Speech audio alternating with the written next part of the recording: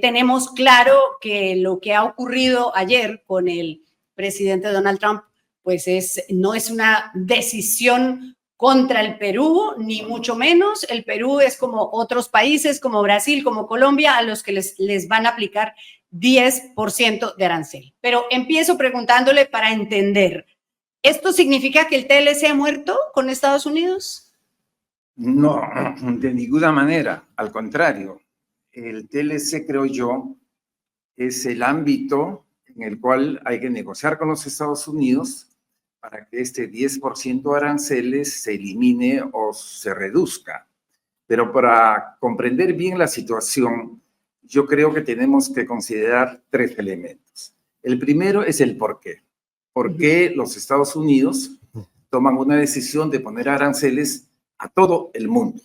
Porque esta decisión es para todo el mundo. Trump tiene la idea, y su administración, que el gran perdedor de la liberalización inducida por la globalización son los Estados Unidos. Eso se puede discutir, pero esa es la percepción. Y consecuentemente, eso se traduce en un enorme déficit fiscal, en un enorme déficit comercial que los convierte en perdedores.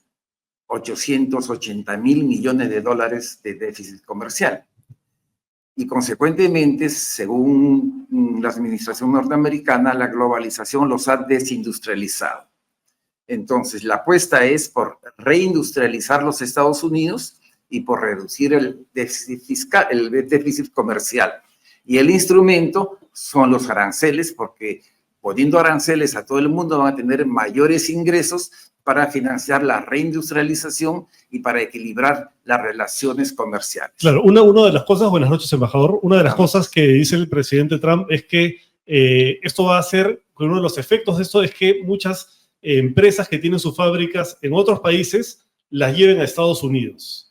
¿Es un efecto esperado? Eso es lo que está en la programación de la administración norteamericana. Al mismo tiempo que capitales internos norteamericanos vuelvan a invertir con políticas que, utilizando los recursos que vendrán de los aranceles, la administración pueda incentivar a través de financiamiento, de regímenes de promoción, etcétera, este proceso de reindustrialización. Ahora bien, que esto vaya a resultar, que no vaya a resultar, que va a generar mayor inflación en los Estados Unidos, que va a provocar probablemente una recesión, son cuestiones que hay que debatirlas, que hay que discutirlas, pero desde el punto de vista del Perú, la segunda pregunta es, ¿por qué al Perú y qué significa esto? La respuesta a por qué al Perú es que, como tú dijiste, no es contra el Perú, sino es una medida global. Algunos países muy por encima del 10%. El Perú, junto con la mayoría de los países de Sudamérica, excepto Brasil y algunos otros, y de Centroamérica, tienen el 10%. Una cosa muy importante es saber que a México no le toca, porque la negociación que ha hecho la presidenta de México con mucha inteligencia y con muchas capacidades políticas, intelectuales y negociadoras, ha permitido que ese 10% que se aplica a todo el mundo no se aplique a México ni a Canadá. ¿Por qué? Por el TLC. Y solo se aplica a aquellos productos que no cumplen las reglas de origen del TLC. Ahora bien, el Perú tiene un TLC y esta medida, lo que sí es claramente, es violatoria de las normas del TLC, porque el TLC también tiene su mecanismo de solución de controversias. Entonces, si los Estados Unidos consideraban que una serie de situaciones en el Perú, desde las condiciones laborales, de la industria de la agroexportación, que para los Estados Unidos no están en los estándares laborales que deben existir, o cuestiones vinculadas a la piratería, o cuestiones de otra naturaleza que tienen que ver con una serie de restricciones no arancelarias que se dan en el Perú, si ellos pensaban que eso afectaba y desequilibraba las normas del TLC, entonces debieron recurrir al mecanismo de solución de controversias. Lo que han recurrido es al uso de la fuerza para violentar la juridicidad de un tratado. Y yo creo que los efectos, y la tercera pregunta, ¿cuáles son los efectos? Los efectos no son graves, los efectos son relativos. ¿Por qué no son graves? Porque si a países que exportan a los Estados Unidos textiles, sobre todo de algodón, o exportan uvas, o exportan arándanos, o exportan paltas, o exportan espárragos, les hubiesen dado un arancel menor del 10%, entonces sí se afectaban las condiciones de competencia y nos iban a sustituir en las importaciones. Pero no, como el 10% es para todo el mundo, nuestros competidores, por ejemplo, en textiles, claro, es Chile, es Honduras y otros países de América Latina o los países del sudeste asiático, pero todos van a pagar el 10%, entonces incluso, la competitividad básica se mantiene. Claro, incluso, por ejemplo, a India le van a poner 49, claro, creo, 49%, por lo cual, claro, y a China, con lo cual, digamos, podemos enviar algunas cosas. Es un problema donde van a haber afectaciones relativas y van a haber también oportunidades. En el caso del oro y del cobre, no va a haber afectación porque son commodities, y los commodities tienen un precio único, y además, pues, los Estados Unidos se requieren esas importaciones y no pueden sustituirlas de un momento a otro. Con los productos agrícolas, que son cerca de 800 millones de dólares,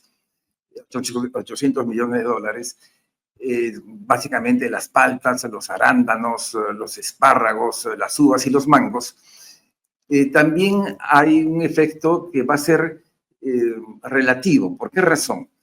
Porque siendo la demanda de esos productos elástica, es decir, que se pueden sustituir o que pueden, por los precios, dejarse de importar.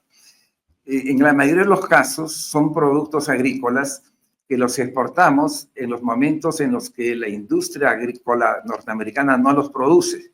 Son estacionales, y al ser estacionales, el requerimiento puede mantenerse. Porque es en otro momento del momento que se produce. Es en otro momento donde se produce, ¿no? O sea, en el invierno de ellos no lo producen y eso corresponde al verano nuestro, y eso permite que probablemente esos productos se mantengan. Donde yo veo que la cosa es un poquito más complicada es en las manufacturas de algodón, ¿no? ¿Por qué razón? Porque eso puede ser sustituido por producción norteamericana, polos, camisas, pantalones, puede ser sustituido por la producción norteamericana. Pero de todas maneras no se afecta la competitividad porque todos van a pagar el 10%. Las soluciones, porque en esta cosa siempre hay que pensar en soluciones. He leído que la Embajada del Perú en Washington ha mandado una nota al Departamento de Estado. Que además hay que decir que el embajador en Washington fue quien negoció el TLC, el exministro de Comercio Alfredo Ferrer. Sin embargo, yo pienso que eso está bien, pero no es el camino, real. Porque como una hormiga diciéndole, ahórcalo, sí. Además, con una nota, que es una cosa, no es burocrática, pero es administrativa. Sí. Lo que yo pienso es que hay que ver cuál es la interlocución más eficaz y más eficiente. Y como tú dices, se ha afectado a más de 180 países. La Unión Europea, la China, la India. Rusia no está en el plan, tiene que ver con otros factores. Pero habrán pues decenas de cancilleres, de presidentes de la República, de países que tienen unas relaciones más intensas con los Estados Unidos, que estarán haciendo gestiones, que estarán buscando establecer negociaciones. Y yo creo que el Perú, por sus características y las características del gobierno, no va a entrar a ese dinamismo de alto nivel de relaciones para buscar solucionar el problema. Creo más bien que hay que concentrar las negociaciones en Lima. Los Estados Unidos tienen un sistema donde el embajador de un país determinado, en todos los casos, es un funcionario de muy alto nivel que tiene una capacidad de influir directamente en la administración. Entonces, yo sí pienso que el canciller y la ministra de Comercio deberían reunirse con la embajadora de los Estados Unidos y buscar un alivio. ¿Y cuál es la fórmula? La fórmula, creo yo, es la mexicana-canadiense. Porque si los Estados Unidos, ya con un nivel básico de respeto a la juridicidad y al derecho internacional, finalmente, después de una serie de negociaciones, han llegado a la conclusión de que los productos que están liberados de aranceles en el Tratado de Libre Comercio con México y con Canadá no pagan aranceles, sino se rigen por las disposiciones del tratado, salvo que el origen de esos productos tenga problemas por no provenir de los 3 países, esa misma fórmula se debería aplicar al Perú. Claro. Es decir, que se ponga el 10% para aquellos productos que no están en el TLC, que prácticamente ninguno de los productos que nosotros exportamos no están en el TLC.